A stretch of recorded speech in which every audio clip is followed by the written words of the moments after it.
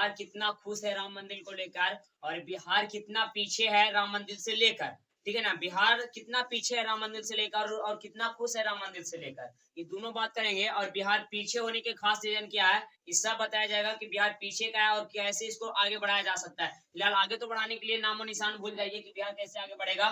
मतलब आप ऐसे भी कहते हैं कि बिहार, ये बिहार है बाबू, कहाँ बिहार, बिहार वाला रे, हाँ ये बिहार वाला की बात हो रहा है। मैंने बिहार का विकास करना है तो बहुत ही ज्यादा आगे बढ़ना होगा। कहते थे एपीजे अब्दुल कलाम की अगर बिहार का विकास करना हो ना, पहले गांव में जाओ और गांव को विकास कर दो। अगर गांव का जगह विकास कर देगा ऑटोमेटिक बिहार का विकास हो जाएगा। इससे तो नरेंद्र मोदी जी का कहना है कि पहले सिटी को विकास करो, शहर के विकास करो, ऑटोमेटिक भारत का विकास होगा। लेकिन एपीजे अब्दुल कलाम थे, मतलब इनखानी के हिसाब से बुड़बक होंगे, जिनका कहना था कि पहले गांव का विकास, तब शहर का विकास, तब देश का विकास। तो बिहार का विकास जो संभव हो सकता है गांव से संभव हो सकता है। और कैसे होगा पहले बात करते हैं। उससे पहले बिहार वाला के पास कितना नॉलेज होता है ये पहले हम आपको बता देते हैं। नॉलेज है कि बुड़बक है, बुड़बक रहने के कारण का पीछे है ये पहले समझ लीजिए, तब कहिएगा बिहार वाला रे।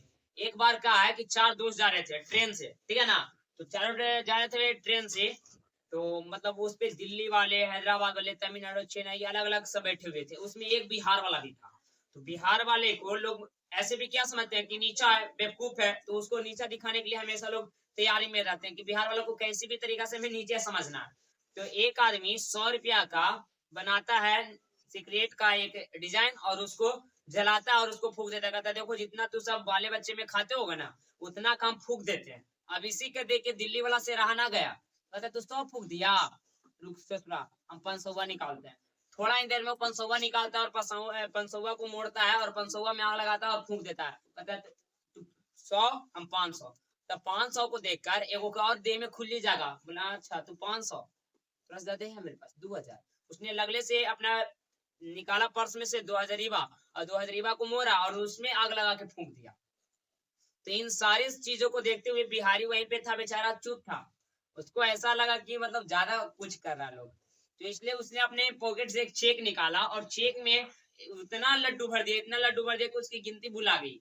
और उस गिनती भरे जो चेक था जिसमें भुला गया था उसको कागज की तरह मोड़ दिया और उसमें आग लगा दिया और फूंक दिया, इससे चेक की तरह गया। इससे आप भी अनुमान लगा सकते हैं कि बिहार वाला के पास बहुत ज्यादा दिमाग होता है। दिमाग इसलिए 100 रुपया के बेटा किसी का गया, किसी का 500 गया, किसी का 2000 गया, इसमें कितना भी चेक में भर दिया ना उसका एक अठन्नी गया ना कुछ गया, लेकिन सभी से आगे रह गया और सभी का मुंह बंद करने वाला एक बिहारी निकल गया।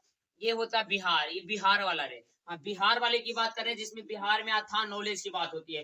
कहानी एक और बताते हैं बिहार वाला ही। एक बिहार के लड़का था, जा रहा था ट्रेन में, टिकट ही ना लिया, तो उसको लोग डरा रहे थे, सीट पर ना बैठ, टीटी आ रहा। अच्छा टीटी आ गया तो क्या हो जाएगा, हम इधर पे बैठेंगे। अच्छा बेटा टीटी के भाई तोरा पकड़वा देते हैं, बोला अच्छा। बैठ गया आराम से ट्रेन पे। जब आया टीटी तो जैसे भी बगल वाला बैठा था, तू टिकट ले लो जी, देखो दियो, हम कहियो टिकट ना ले लिया, कैसा रहा टिकट, ये टिकट तो रुकना पकड़वा भाई। वो जैसे होकर हाथ में टिकट दिया तुरंत टिकट दे दिया टीटी को, टीटी ट्रेन टिकट एग्जामिनर उसको दे दिया। अब उसको बगले में था उसको उठा के लेकर चला गया, कहा कि टीटी को टिकट ये बिहारी दिया था ना कि वो बगल वाला दिया था। तो इस तरीका से कह सकते कि ये भी एक तरीका से बहुत मजाकिया होता है बिहारी, और मजाकिया होने के साथ साथ भी बड़ा इंटेलिजेंट भी होता है, नॉलेज में बहुत आगे रहता है। यही वही बिहार की बात करें जहाँ रामधारी से दिन का बेगूसराय से निकले थे, तो हम वही बिहार की बात करेंगे कि बिहार कितना आगे है, लेकिन इन सभी नॉलेज पाने के बावजूद भी बिहार पीछे का है। रीजन क्या है कि पीछे है, आगे इसको कैसे बढ़ाया जाएगा, इसके लिए हम कुछ खास पॉइंट लिखे हैं और आपको भी पॉइंट अच्छा लगेगा तो कहिएगा कि हाँ ये बात सही है। पहले का अगर हम पॉइंट की अगर सबसे पहली बात की करें तो सबसे पहले हम एक ही पॉइंट सबसे उठा लेते हैं 8 नंबर वाले को। 8 नंबर वाले को 1 नंबर हम देते हैं, राजनीति जातिवाद से ग्रस्त है। आज जो हम लोग का बिहार में सबसे पीछे होने का सबसे बड़ा रीजन है राजनीति, जो भी होता है सिर्फ जातिवाद पे होता है, जाति से लेके जादव महतो कुर्मी दुसाध पासवान, ये होता है जात, और यही जात से चाहे कोई भी नेता काहे नहीं खड़ा हो जाए, लेकिन हम उस नेता को नहीं चुनते हैं जो हमारे हित के लिए करता है। रियलिटी में बहुत सारे नेता जो 100 में होते हैं तो 100 में से 90 नेता तो खाली जौन समय आता है उस समय आपको वोट भी लग लेते हैं, है ना। इलेक्शन के टाइम पे बड़ा आते हैं, पैर छू लेते हैं, प्रणाम चाची, इलेक्शन के बाद आपको मिलेंगे तो नामो निशान तक भूल जाते हैं। और हम क्या चुनते हैं कि हमारा जात के नेता है ना, जात से इंपॉर्टेंट नहीं है कि हमारे जात के ऊपर नेता बैठा है तो हमारा रोजी रोटी दे देगा। हमको मतलब है कि हमारा विकास कौन चाहता है, कौन बेहतर करने वाला है, और चाहे देखेंगे कैसे कि विकास कौन करने वाला है, तो उसके काम बताएगा कि विकास करने वाला कि नहीं है करने वाला है। जो बेहतर विकास करेगा तो हम उसको चुनेंगे, जो बेहतर विकास नहीं करेगा उसको नहीं चुनेंगे।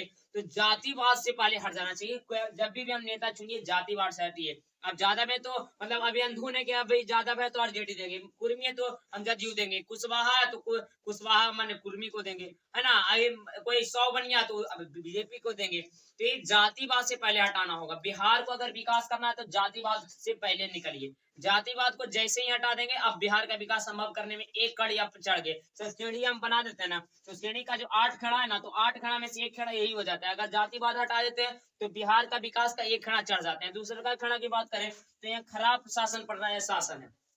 यहाँ खराब प्रशासन क्या है, यहाँ कोई भी मुद्दा होता है या कोई भी काम होता है तो यहाँ पे मतलब ये देख के नहीं काम किया जाता है कि कौन निर्दोष है कौन दोषी है। यहाँ पे काम किया जाता है रकम देख के, पैसा।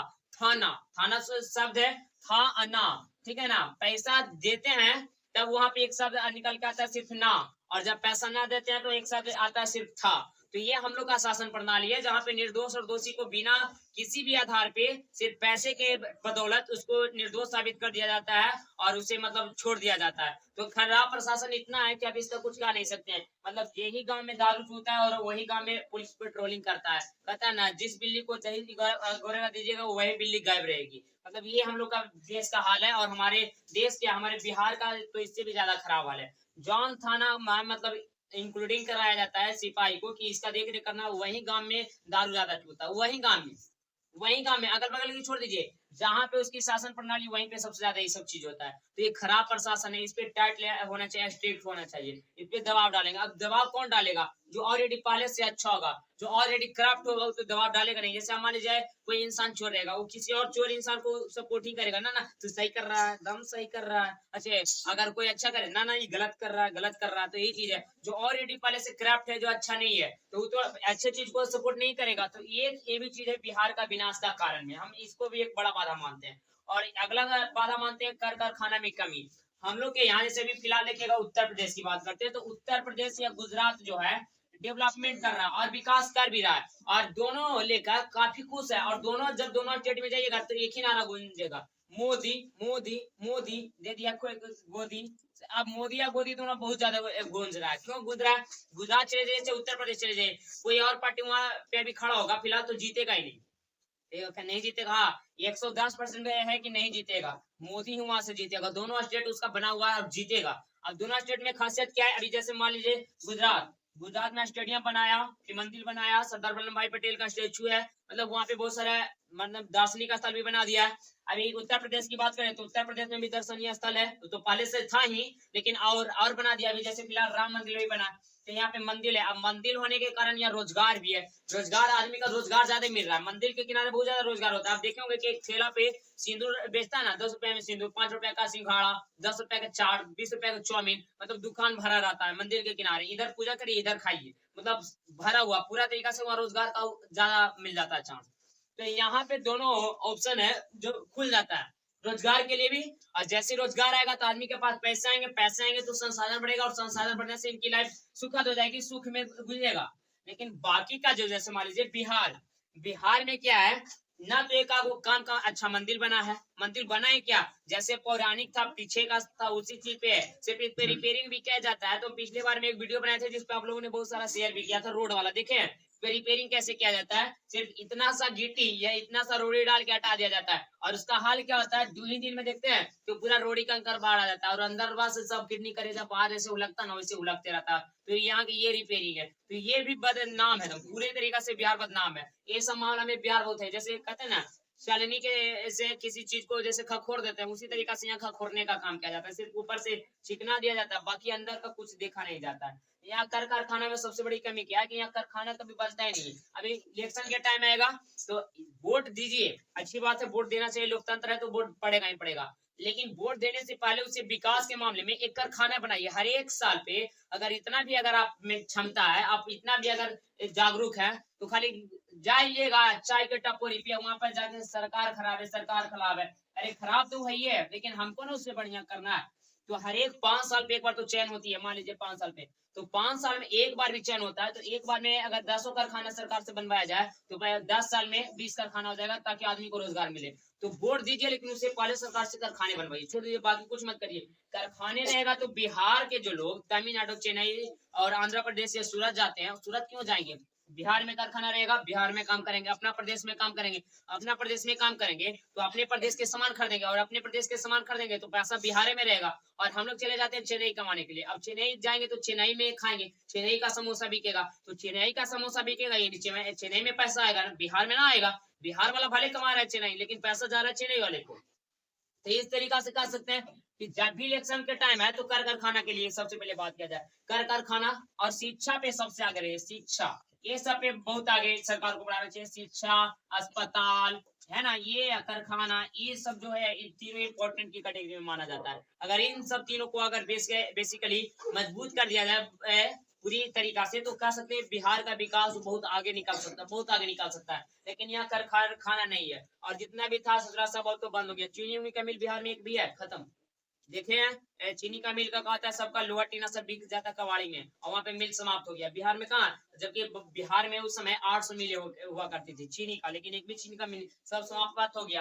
रीजन, यहाँ पे कोई भी कारखाना पे ध्यान नहीं दिया जाता। यहाँ के लोग दूसरे देश में ट्रेवल करके काम करते हैं, दूसरे देश में खराब नियम कानून होता है, ये रीजन होता है।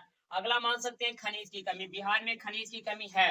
खनिज की कमी इसीलिए, तो खनिज की कमी है तो इसका मतलब एक चीज कम है, तो इसका मतलब बिहार का विकास कम नहीं होना चाहिए। बिहार का विकास संभव है, बहुत ज्यादा संभव है, संभव बहुत इसीलिए है।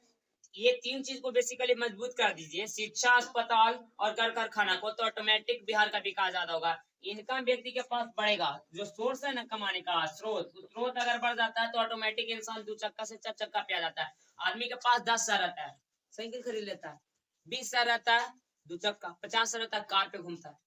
50,000 पे कार पे क्या घूमता है, क्योंकि उसके पास इनकम का स्रोत ज्यादा है, स्रोत ज्यादा बना हुआ है। तो आदमी के पास इनकम का अगर स्रोत ज्यादा आ जाएगा, ज्यादा कमाने का चांस बनेगा, तो ऑटोमेटिक डेवलपमेंट करने लगता है। डेवलपमेंट करने का सबसे बड़ा श्रेणी ये है, ठीक है ना। और बिहार का एक और पीछे का रीजन है, बाढ़ और सूखा से बहुत ज्यादा बिहार है। एक तरफ देखिएगा तो सूखा रहता है, एक तरफ जैसे दियारा की ओर देखिएगा तो बाढ़ में दह जाता है। अब बाढ़ में दहने का रीजन, और एक तरफ देखिएगा जैसे रोहतास चले जाइए, सासाराम चले जाइएगा तो उधर पानी ना मिलता है, गया चले जाइए पानी ना मिलता है। तो इसमें सरकार को बड़ा काम करना चाहिए। तो सरकार काम को जिस पे करेगा पता है, सरकार काम करेगा रोड पे। सरकार सीधा बनाती है रोड, आपके गांव में भी रोड गया होगा, और जहाँ नहीं था रोड वहां भी रोड बना दिया। इसका काम है सीधा ये को रोड, और रोड पे कुछ 4 लाइन को 6 लेन में तब्दील कर देता है। जो 4 लाइन है 6 लाइन, 6 लाइन पे कोची लेके जाइएगा, भैंस पालिएगा। अभी बड़े बड़े 4 लाइन पे कभी जाइएगा ना, तो 4 लाइन के किनारे देखिएगा ऐसे नाद रखा रहता है, ऐसे भैंस बांधा रहता है। पे भैंस घुमाइए, नहीं तो बॉल ब्रिंग वाला गाड़ी बना लीजिए, बच्चा को उस पर टहलाते रहिए। ये वाला काम होता है। सड़क कब काम करता है, जब आदमी शिक्षित हो, जब आदमी के पास रोजगार हो, जब उसके पास अवसर हो, तब वो सड़क अच्छा लगता है। जैसे अभी आपके पास कोई एक घर में लाइन नहीं है, हम आपको एक दे दें टेलीफोन, तो उसका कोई मतलब है? लाइन आपके घर में हो, उसके बाद टेलीविजन हो, तब उसका मतलब है कि लाइन से टेलीविजन चल सकता है। टेलीविजन है, लाइन है ही नहीं, तो फायदा क्या? अब आपके पास सड़क तो है, लेकिन गाड़ी है ही नहीं, चलेगा क्या? अभी गाड़ी के लिए जो पिछले बार में आया, देखे नियम, खराब नियम भी ज्यादा विनाश का कारण होता है। जितना पिछड़ेपन का कारण है, खराब नियम भी बहुत ज्यादा कर सकते हैं पिछड़ेपन का कारण है। तो बाढ़ और सूखा से जो है दिक्कत, इसको कह सकते हैं कि जिधर ज्यादा पानी होता है, जैसे सोन नदी, गंगा नदी, कमला, बागमती, ये सब नदियों से नहर निकाला जाए।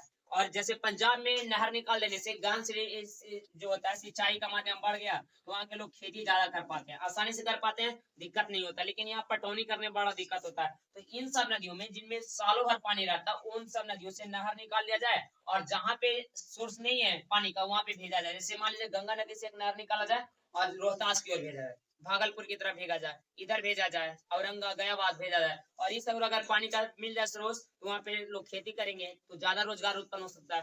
तो इन सब मामलों में आगे होना चाहिए। एक और मान सकते हैं बिहार का विनाश में वनों का भी बहुत बड़ी कमी है।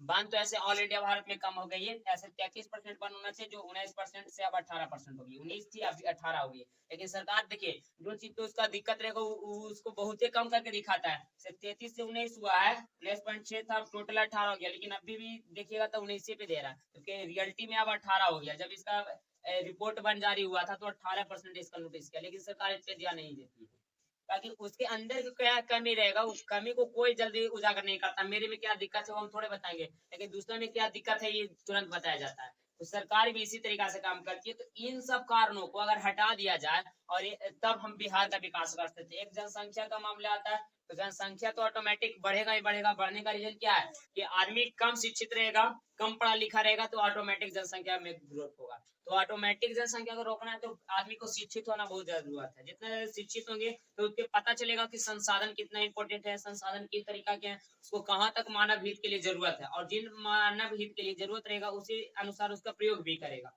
तो आई होप आपको पता होगा कि जनसंख्या नियंत्रण करने के लिए आदमी को समझाने की जरूरत नहीं है, ऑटोमेटिक उसके पास नॉलेज आएगी, समझ जाएगी। ठीक है ना। तो हम इन सब कारणों को अगर हम रोक दें तो बिहार का विकास जो है संभव हो सकता है। इसकी स्थापना तो पहले आपको नहीं बताया था, लेकिन 22 मार्च 1912 की बिहार की स्थापना हुई थी। आज इतना साल के बाद भी बिहार बिहार नहीं है, जबकि उसमें मगध हुआ करता था, ये भी है।